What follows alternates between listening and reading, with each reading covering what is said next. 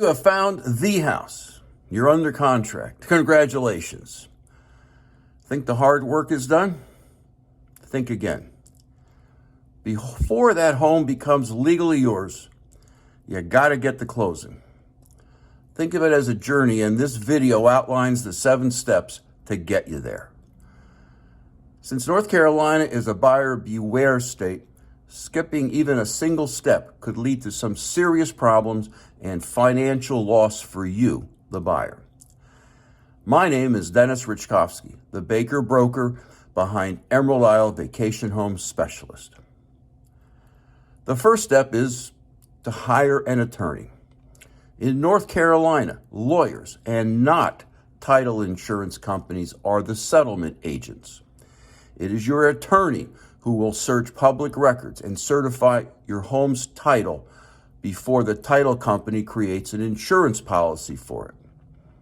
Your attorney will also title the deed as you specify and will record the new deed in the county records.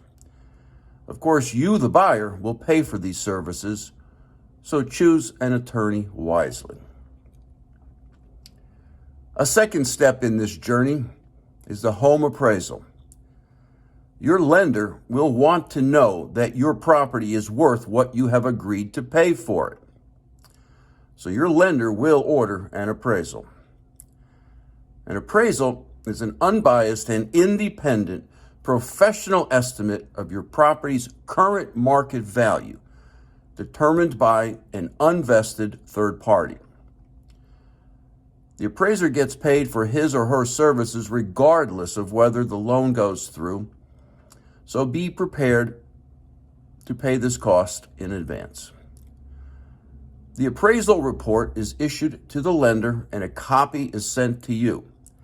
The seller will receive a copy only if the valuation is below the contract sales price. A third step is the home inspection. Though not everyone gets a home inspection, I highly recommend them to all my buyers. A general home inspector will check your property's integrity, from the foundation and plumbing to the electrical wiring, roofing and rainwater management, as well as heating and central air conditioning, attic insulation, and water heater. Other specialists will conduct independent termite and septic inspections. Detailed reports will be issued by the inspectors for your review. The cost of each inspection is paid directly by you as the buyer to the inspectors.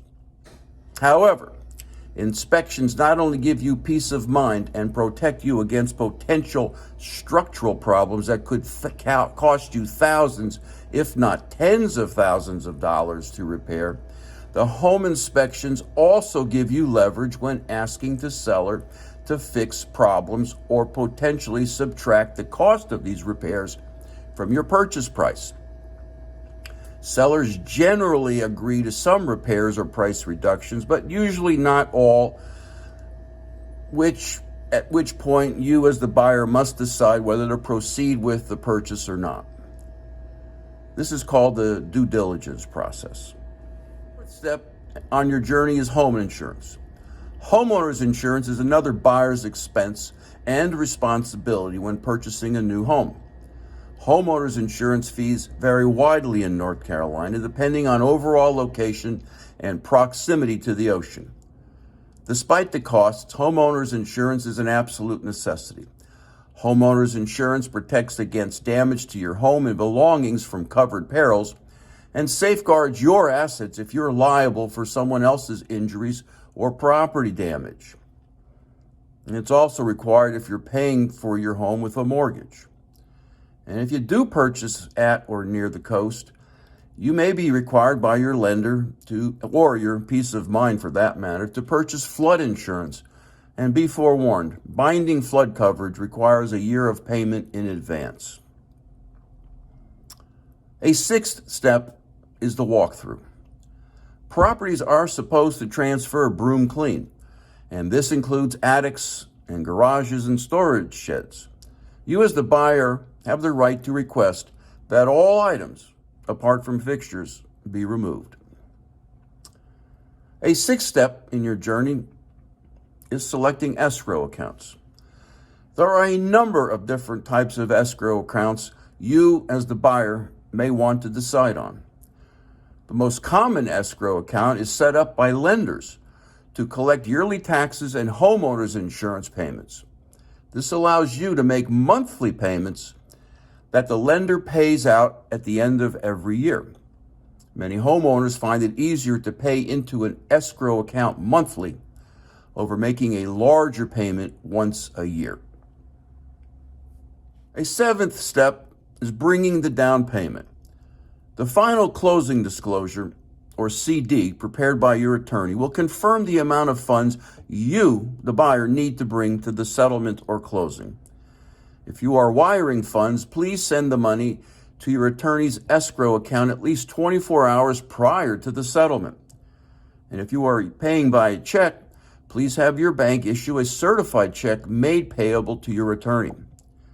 A personal check will not be acceptable as the funds need to be immediately available for your attorney to effect the closing. Clearly, you have to be a do-be if you want to get to closing. But there's also one don't. Don't apply for any credit cards. Don't apply for additional loans, and don't make a major purchase. Your credit report will be scrutinized from the time you go under contract until the time you close.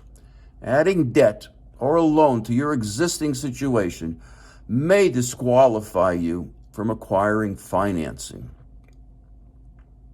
Last step. Okay, so we got 8. After your attorney gives you the keys to your new home, treat yourself. Buying a house is a big deal, and there is a lot of work involved, even after you go under contract. Take time to relax and celebrate a journey well executed.